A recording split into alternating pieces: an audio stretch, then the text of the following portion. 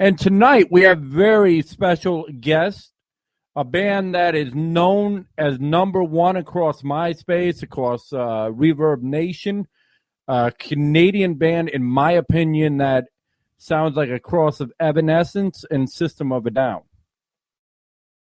And they are Dream Aria. We have Andrew, the guitarist, and we have Anne, the lead singer, with us. Say hello. Hey guys, thanks for having us on the show. You're welcome. Hey all, yeah, thanks for having us for sure. Appreciate that. To get the show started, I want to know where you guys came up with the name for your band. I like it. It's just different, you know? Oh, thank you. Actually, it was probably about 10 years ago when I first joined the band. I was listening to the music. A lot of it was just instrumental at the time. And it was very sort of fantasy-like, dream-like, magical. So I just kept mulling around those words in my head. And then a lot of the music at the time also had some operatic arias sort of blended in here and there. So I kept thinking, oh, it's sort of, dreamy, and it's got these arias, so like a dream aria. And I just said, well, okay, I'll see if the guys like that. And they seem to be on board, so it stuck. That is a nice name. Yeah, when I listened to a couple of the songs, I thought of like a Peter Pan or some kind of a cartoon like that. That's exactly what it kind of made me think of, you know? Oh, cool. Okay, yeah. It was nice. It was pretty to listen to. And it was just relaxing and just nice to listen to. Awesome. Well, we appreciate you listening. Thank you. Yeah, she was saying it was more like an Aladdin, like magical, like you just described. Yeah, yeah. And a lot of it sort of, again, when we started out, I thought that it could maybe work well in some soundtracks because it was, eclectic and a lot of really cool instrumental parts going on. So I always thought, it might be cool in some cool movie out there, some cool TV show. So you never know. It's actually interesting that you both mentioned cartoons because those cartoons particularly used classical music to as the soundtrack for those movies.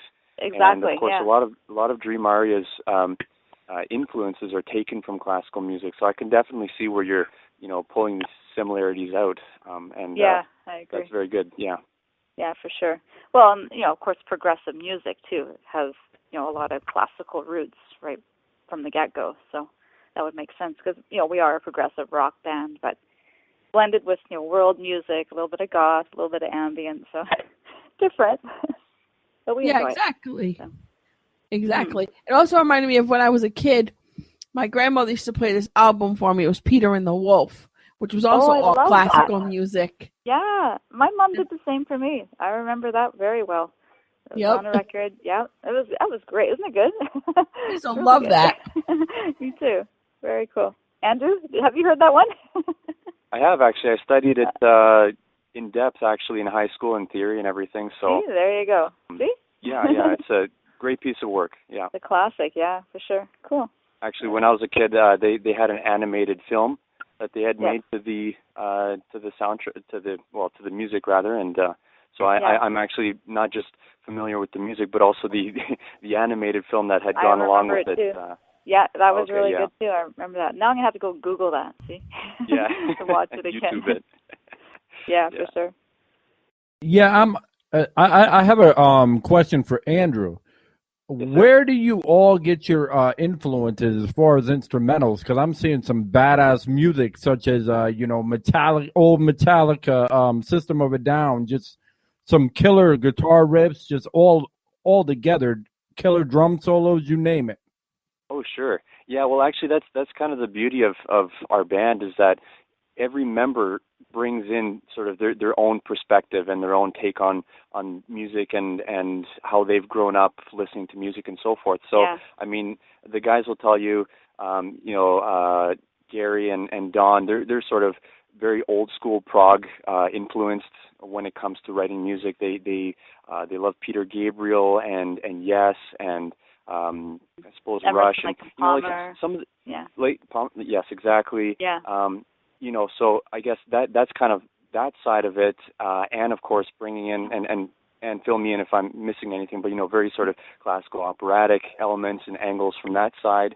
And then, of course... Actually, yeah. Well, my biggest influences were actually rock, for sure. First ABBA, and then Scorpions, Judas Priest, Deep Purple, Glenn Hughes of Deep Purple. And, yeah, I did listen to a lot of opera here and there, I should say. But my personal influences are very diverse, very eclectic, from classical, new age, ambient, a bit of everything. So yeah, that's definitely, you can hear that in the vocal side anyway. But yeah, for the guitars, yeah, definitely progressive rock and the old classic rock and classical. Yeah. Well, I will have to add. Oh, sorry. Yeah, go ahead, Andrew. Sorry. No, I was just going to say I do have to add that. I personally am not on any of the recordings that you hear online because I had recently joined the band. So just something to note that my influences personally aren't heard on the albums, etc. But I do also like to sort of in our live performances like to add a bit of my own classical take on classical music and hard rock and melodic metal and so forth. So. And a great job he does, too. Oh, you got to hear him live, guys. I know. He must be, I'm sure he's real good. Oh, he's great. And he also plays a mean violin, if you can get that. Very nice. cool. Oh, that's awesome. Yes, it is. Yep, we're a very eclectic band, I guess you could say. Yes. I have a lot of respect for anybody that can play any instrument because I can't. I mean, I've got a cousin that plays the drums. My brother played guitar and taught himself how to play. Not me. Cool, I've never picked up an instrument. Well, it's never too late to try. You never know. Never too late. Just takes a lot of patience. Yeah. Exactly. I want to pick up the drums, I think. If I pick up Go for it. I think you should do it, for sure. I better get a bunch of Believe then. You'll have to soundproof a room for me. Yeah, exactly. That's it. Yeah. All right. But I mean, I'm just amazed. I'm thinking, now that I think more about your music and everything, I'm thinking like a Canadian Dream Theater. Oh, yeah, well, that's much. Nice of you. Well, thank you. No, that's great. Yeah. Very cool. Yeah, thank you. We definitely appreciate that. And the thing is, we've never tried to sound like anybody. And in fact, we came along way before Evanescence did too. So we're definitely always doing our own thing, and we just kind of evolved over time, over the last 10 years or so. But it's very cool to be compared to bands like that, for sure. Wow, that's quite a compliment. Thank you so much. Not a problem. So, Ann, are you a model as well? I mean, you're very gorgeous for all the guy listeners out there. I wish. No, well, thank you, but no, I'm pretty much the girl next door. I personally think, but I did used to be sort of a guinea pig model, you could say, for a friend of mine that was getting into photography. So, I'd get dressed up, he'd take some pictures, and I was like, okay, I'll save that for his portfolio, and then the few I would use for promotion for the band. So it kind of worked out. But thank you. That's cool. Yeah, you are very beautiful. I saw some of the pictures also. I thought you were too. You're too cute. Well, thank you. Look at this. She's blushing over here. If only we could all look like Katy Perry, though. This is the thing, Well, anyway. What's funny, what you mentioned, Katy Perry. We actually had an interview with Brittany Bouchard. She's a singer from California. Mm-hmm. And she's actually got a cover of, one of the Katy Perry songs. Oh, okay, yeah. She's a lot of fun. Katy's, her music is really fun to do. My daughter loves Katy Perry, so just throw that out there. Okay. She's 6, but yeah. But yeah, I do really like Katy's voice. I like her style. Her videos are always, very vibrant and colorful and cool, and she's got some very catchy stuff going on. I give big kudos to her for sure. So how did it feel to be featured on Cool Girls magazine? Well, it's always awesome to be featured anywhere, absolutely. Very, very cool. Again, we appreciate any kind of support we get from anywhere. It's humbling. We've worked really hard, but at the same time, it's humbling. So we definitely appreciate that. Also, did you have to take a back seat to your family? Because I mean, the Winnipeg, Sympathy Orchestra. Sorry, how do you mean a backseat? Well, what I mean is your family's very musical inclined. Did you ever feel, well, hey, I have to, come up with my own style so I'm not like compared to like family members? No, actually, when you bring that up, no, I never thought of it that way. I just know that when I was 4, from 0 to 4, I gradually became more and more obsessed with music myself. So by the time I was 4, I was already completely obsessed with it on my own. And singing was really important to me, and I took it very seriously. And I mean, it was fun, but at the same time, I took it very seriously, and I analyzed everything I heard with my ears. Let me tell you, every instrument, every nuance, every vocal styling. I just couldn't get enough, and I would try to imitate anything and everything I could. And my mom actually told me that she thought I was maybe a little too obsessed with music, which is kind of funny. I have to laugh at that because, being a full-time musician herself. But she definitely encouraged me. But I never felt like it was any kind of competition. I almost felt like music chose me, and I didn't choose it. It was just in me, and I can't get rid of it. So, are you gonna encourage your daughter to if when she gets older and she decides she wants to join a band or become a singer, are you going to encourage her to?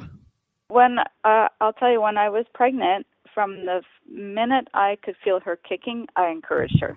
I would drum. I would actually use my fingers as like almost like drumsticks. I would drum on my stomach any beats and things to songs. I would sing to her. When we recorded our second CD, Transcend, I was pregnant with her for the entire recording process of that.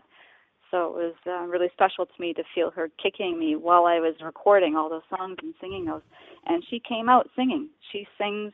She's been singing since she was a newborn, and she was drumming by the time of age 2 and playing a bit of piano and guitar. And now she doesn't so much play the instruments, but she sings all the time, and it sometimes just makes me cry. I love it. So definitely I encourage that. That is awesome. Yeah, she's a little sweetie, too. Oh, I bet she is. Yeah, she is. So how did you and Andrew meet? Andrew? Okay, well, it was actually kind of funny. We had sort of, at least I had met the band before the band had met me, because Anne had sort of connections with family of mine, having worked for my uncle and aunt. And so I'd say about 8 years ago or so, they had told me about, this woman that they're working with and this band that she's in, and, you should check them out. So I listened to the music. I thought, hey, this was really cool. And then a couple of years later, I found myself, looking around, and I found that Dream Aria was looking for a guitarist, and I was like, hey, I know these guys because of my aunt and uncle. They told me about this band, and so I decided to audition for the band, and I mean, evidently I got the job. So, that's it. Yep. but it was kind of it was sort of a neat experience for me, because I had already known about the band, and so it was almost like I was already a fan of theirs before I'd even tried out, which was kind of neat, because not a lot of people get that experience. So that's kind of how it came about, I suppose. Yeah, and it was really cool for us too, knowing that. I mean, what a shock for me to find that out. I thought, wow, you're related to them. I think we were both pretty surprised, right? Yeah. It was very cool. And then, a number of months ago, you told me about, was it your uncle? I was working at the music store, right? The West Toronto Music, Eugene. Like, what were the odds of that? Eugene? No. Okay, so okay, no, he's not my uncle. He's not my uncle. Oh, okay. He's actually he's my friend, my very good friend's father.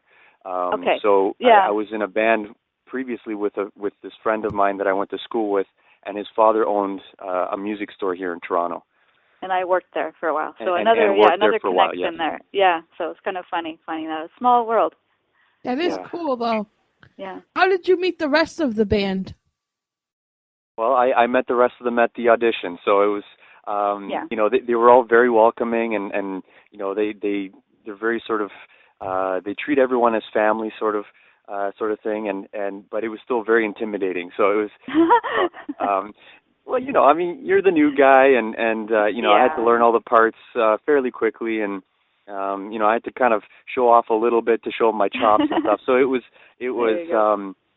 very exhilarating, an exhilarating experience, nonetheless. Yeah, well, there you go. Well, he got the job, so there you go. We loved him right from the first 2 minutes. We're like, oh, we really like this guy. Great attitude, and can play great, and he can sing too. So, and play violin. So there you go.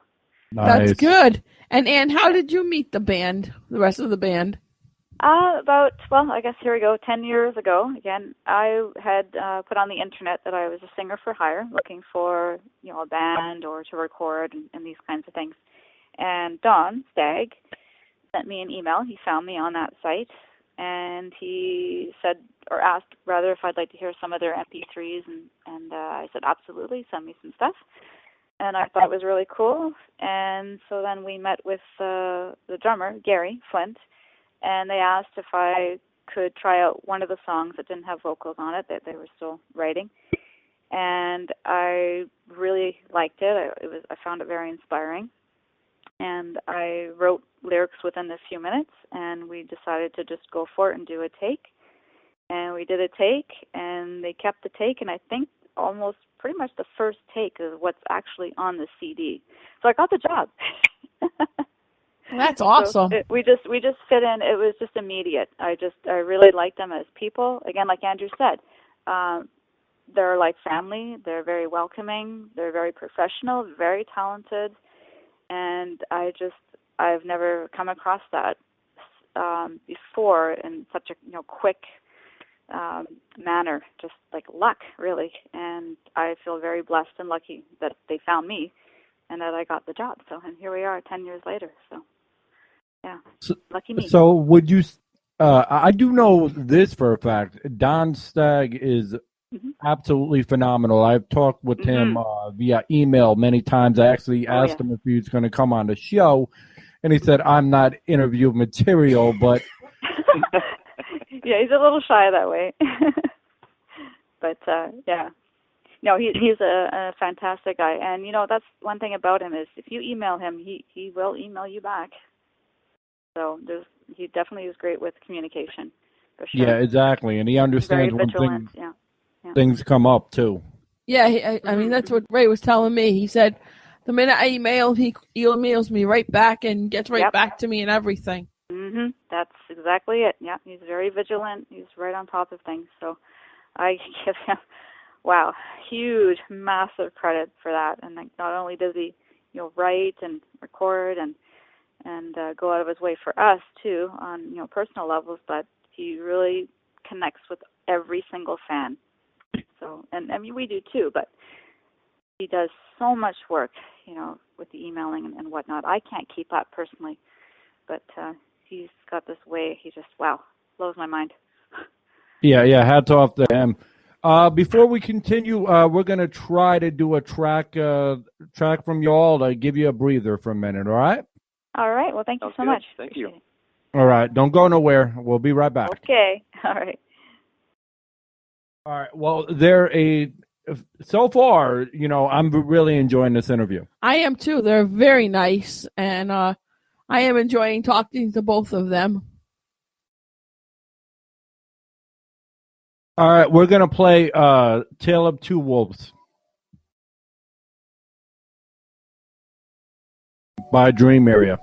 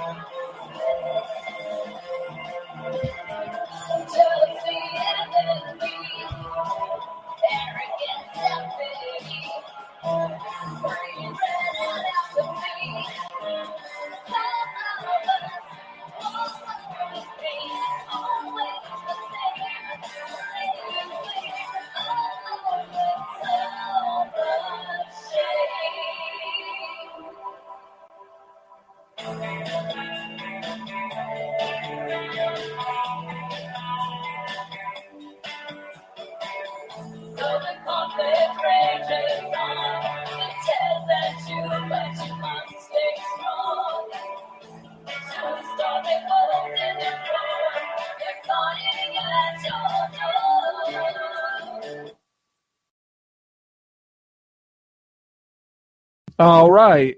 That was A Tale of Two Wolves. Where did you come up with the song from? Tale of the Two Wolves.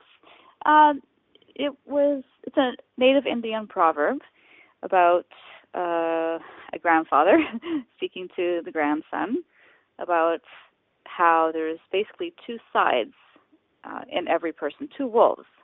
There's the one that's, I guess you could say, the sort of negative side, that's, greedy or jealous, envious. I guess you could, the seven evil sins or whatever you want to say. And then there's the other side, which is all positive, about giving, caring, loving. And in the end, the one that's going to win and be the most powerful part of you is the one that you feed. So are you going to feed, anger and jealousy and all that negativity, or are you going to feed all the positive? So that's what that's about. Nice. So what would you say is your favorite song that you've done so far? With this band, absolutely it would be Transcend, the title track on our second CD. For some reason, that one just does it for me on so many levels. So that's an easy pick for me. There's lots that I really like. I mean, I like them all for different reasons, but definitely that one is my favorite. So what's the backstory on Transcend? It's basically about two people in love that shouldn't be in love, and they have to basically sacrifice that love and transcend above it, rise above it, and somehow get past it, as much as it hurts. That's sort of the short story. But, it's open to everyone's own interpretation, too, right? That's the nice thing about music and lyrics. You can listen to something and interpret it in a whole different way that means something to you. And I'm all for that. So. Exactly. Yeah.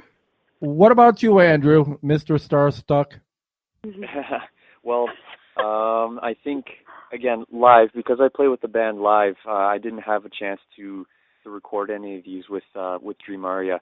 I think live, my favorite would have to be Pandora's Box. And I mean, I love all the songs, don't get me wrong, but I think Pandora's Box to me is just, I go crazy with it. It was actually awesome. one of the audition pieces that I was asked to play. And so I made sure that, when I presented my interpretation of the guitar solo, I gave it my all. I put in all my, technical know-how and flash and glam into the song, and as a result, it's just kind of stuck with me, and I just really enjoy playing it from a guitar perspective. So that's awesome. At least one of my favorites. So.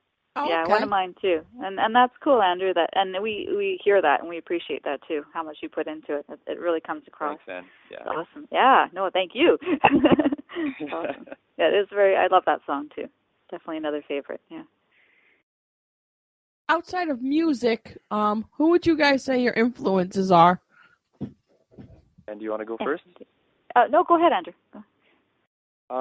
Well, I mean, that's sort of a difficult question to answer because, I mean, I think all of us, I kind of speak on behalf of all of Dream Aria. We come from very diverse musical background and have very eclectic musical tastes.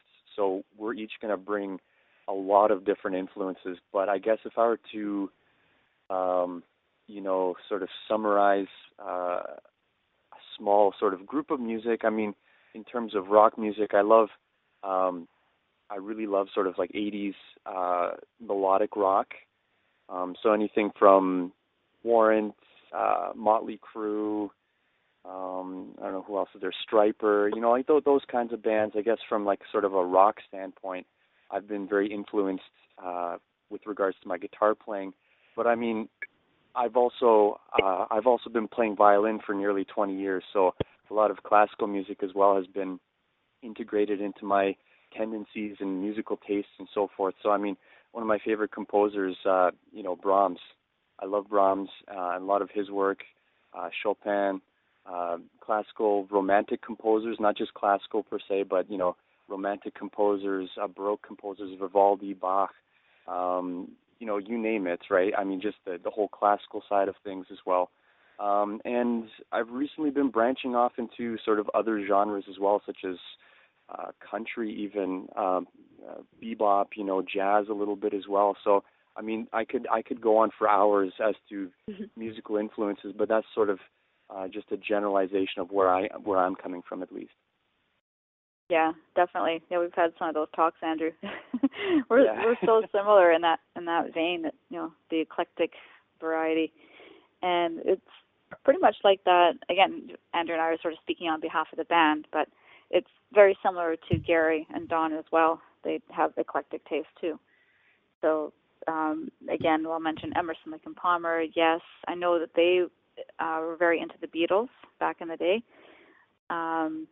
Definitely old Peter Gabriel, old Genesis. Yes, the band. Yes, that kind of thing. Also Beethoven. And Gary really was into Debussy, Saint-Saëns, and myself. I love all classical composers too. Beethoven, Mozart, Brahms, like Andrew says, Chopin, Tchaikovsky, Prokofiev. There's so many. I mean, I grew up listening to classical music because of my family, and other than that, I mean, New Age. Lots of rock, even heavy rock. Not so much, I was never really into heavy metal, like the really thrash, crazy stuff, but there are some that I like, but it wasn't really like a big influence of mine, but I can appreciate it.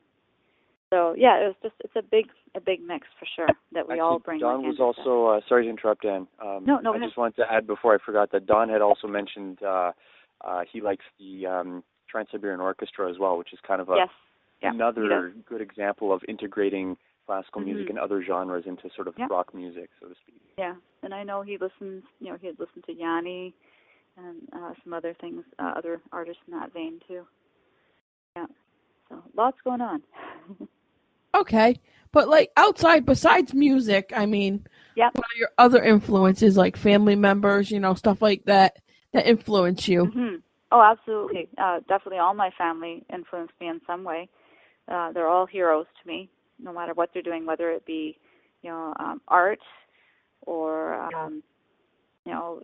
working with animals, sculpting, all kinds of things. That's always been inspiring to me, for sure. So, yeah. So, I have to say that my uncle, Roman Boris, who is the cellist of the Griffin Trio, he actually was the one who, when I was 4 years old, he advised my mom to get me to start taking violin lessons. So it was because of him essentially that he kick-started my musical interest and career, so to speak, with that. And I mean, he's always been sort of an inspiration to me because he's a very hard worker. He's a very talented man, very talented musician, and he motivates me to get to where he is, to that musical nirvana, just that ability to become a better musician and just a better person overall. So I mean, he was a huge influence. My immediate family, my parents were always very supportive of my music.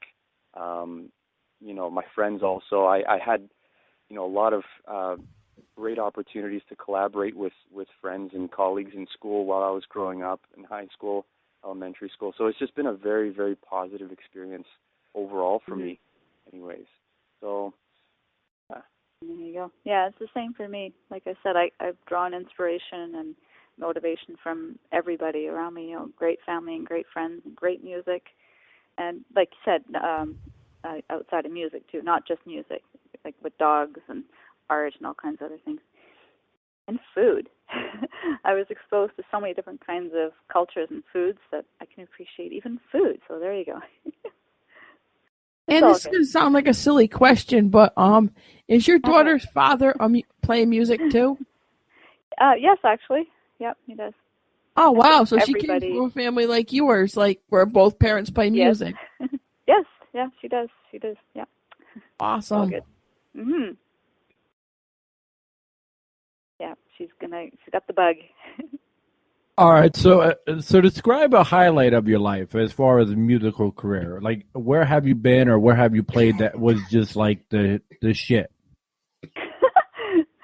Well, for me, when I think I was 14 or 15, a friend of mine was playing this really cool music with this amazing singer, and I didn't know who the singer was, but eventually I found out that his name was Glenn Hughes. And I thought, well, who is this Glenn Hughes person? Just seemed to come from nowhere. And I couldn't get enough of this voice, this amazing voice. And I later found out that he had played bass in Deep Purple and had sung quite a few of the songs. But David Coverdale was also in the band in that time period, so he was doing most of the singing. And Glenn was doing a lot of backups. And I thought, my God, this guy should be a lead singer. What the stuff he can do with his voice is just supernatural. It's just unbelievable. So I would, there was no internet back then when I was at that age. Boy, that's scary. Anyway, so I would only hear little bits and pieces through the grapevine or through record stores about this Glenn Hughes person. So I would try to figure out where he was and what he was doing, but it was very difficult. And it took about 10 years later, when finally the internet started becoming popular, I was able to find out more about this person. And then I became, a big follower of his online, and I would see what he was up to. But again, going back to when I was 14 or 15, when I first heard that voice, I thought, well, this is another reason why I want to be a singer. I want to sing like that. So, and I used to dream thinking, oh, I wish, I could see him perform live one day, but that will never happen because he's in the UK and he's in California. And then I used to dream, well, what if I ever got to meet him? That would be like another miracle, but that'll never happen. And then I would dream, but what if I actually got to sing with him one day? Oh, but that'll never happen. Well, it all happened, and I'm still in shock. Nice. 20 years later, he just showed up on my doorstep almost but it was a pure fluke thing. I went to see a concert, and he happened to be on stage at that concert. He was not listed on the venue or anything. And so, of course, I, after the show, had to meet him. So I was lucky enough to meet him. And then we became friends. And then he would invite me to different shows and different things out in L.A. And eventually he invited me to sing with him. And, of course, I said, okay. And I'm still in shock.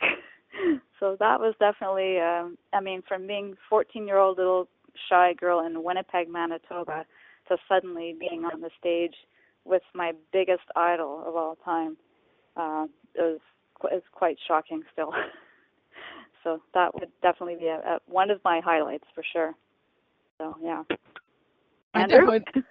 I definitely don't blame you on that one. That's cool. Yeah. You got to sing with your idol. Yeah. I mean, it was like an impossible dream, right? For 16 years, I would think in my head, oh yeah, that'll never happen. Wow. Yeah. I should have been thinking more positively. That will happen. But it happened anyway, for whatever reason, fluke, luck thing. The gods were smiling on me. So, yeah. It was meant to happen that way. I guess so. Andrew? Yeah. Well, actually, my story probably isn't going to be quite as epic as Anne's, unfortunately.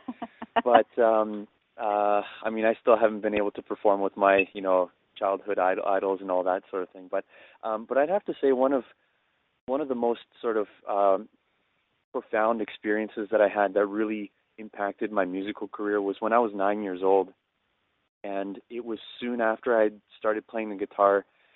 There was a Ukrainian New Year's event that was being held here in Toronto, and as a part of this event, it was a New Year's party, but as part of the party there was a sort of a talent show, and a lot of the kids would come up on stage and lip sync and all this kind of stuff to their favorite songs, or do a little dance or something like that. And I just started to play guitar, and the only song I knew how to play was Mrs. Robinson by Simon and Garfunkel. And I decided to, go up on stage and sing it live and play for everyone.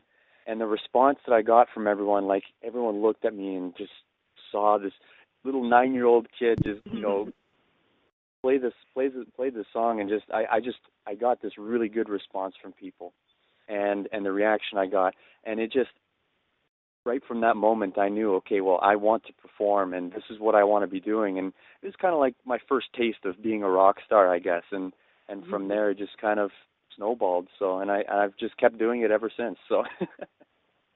Oh, that's so awesome! It's so nice when you get a response like that. Way to go, Andrew. Woohoo. Yeah, thanks. That's awesome. That's sweet. 9 years old. That's awesome. Very So cool. what I mean, would you? I'd performed other concerts before, in front of a lot of people, on the violin, but that was a different story because it was a little more formal. It very sit down and clap sort of thing. Here it was like people were, getting up and dancing and cheering for me afterwards. Like it's a little bit of a different experience, and that I think it was that really propelled me, to do more. So. Of course, yeah, that's awesome. So what would you? Somebody, learning how to, be a musician and or just starting out in a band. What advice would you give them to pursue their dreams?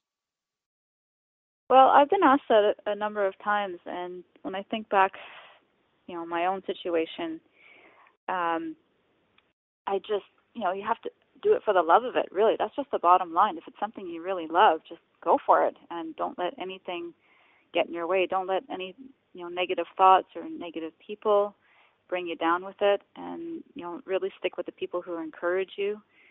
And, that's really the bottom line for me. That's my biggest piece of advice. Just do it because you love it, and just keep at it. Just persevere. I would also emphasize that, the love of music is probably one of the most, if not the most important aspect to keep in mind for aspiring and new musicians. But I would also have to add that, practice is extremely important. And I think in this day and age where, everything is so quickly processed and easily manipulated and such, practice has a lot less emphasis than it used to have. And so as a result, it's kind of sad for me to say that there are a lot less strong musicians out there as a result of this, technology being available and such. So I think when you're starting up and you're building a basis for your band or the instrument that you're playing, whatever it is, make sure that you pay attention to every detail and trust your ear. If something doesn't sound right, go back and fix it.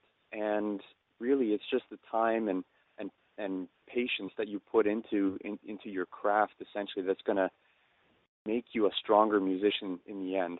So that's what I would have to say, I suppose. All right. Well, I'm going to give you a question that no one's gave you. I guarantee it. The other night we were on the show and we were talking about older technology. I want to know from musicians that tour all over the world, or at least all over Canada. Y'all are pretty famous. How much of a pain in the ass was it to carry around one of them beepers before cell phones were invented?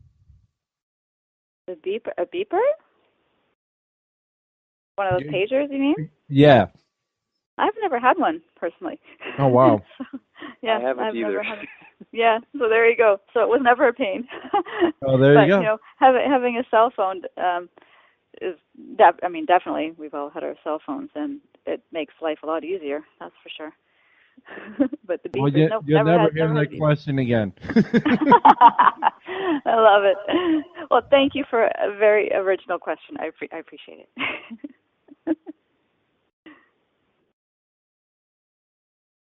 So, I mean, what does it feel like to be on stage in front of all these crowds? And do you all prefer like the big, halls, or like just a few people just tuning into your music? Andrew? Oh yeah, sure. Thanks, Anne. I guess I'll go first. I guess I would have to say that, to me, audience sort of interaction and participation is one of the most important elements to any show. And so, having said that, I don't really think it matters, whether you're playing in front of 5 people or 500 people or 5,000 people. Nice. 50,000 people. Number really is irrelevant. If you have that connection with your audience and they have that connection with you, it's actually something I can't even describe or put to words, but that's really the magic in the music, right? And I'd like to think in our shows too that kind of makes us unique from distinguishes us from other bands, that we have that sort of very intimate connection with our audience and so forth. But I mean, hey, halls and stadiums are also really good, right? I'm not. If we play a show in some big hall or stadium, I'm not going to complain. But I think really the connection is really the most important thing to me. Yeah, for sure. And it's just the difference between like a smaller venue and a bigger one is, like for a bigger one, you always hear people saying, "Oh, you have to make bigger gestures and try to connect." It's a little bit harder to connect, because there's people way, way, way, way, way back in the back that you look like an ant to them at that point. So that's why you see a lot of these big bands doing this sort of larger than life thing with tons of video screens and that kind of thing, because they still want to connect with every single person, even if you look like a little ant to them on that stage. They're way back. But yeah, so definitely I have to agree with Andrew that the connection thing is really important, no matter how big or small, for sure. And it is a real rush when you do get that connection.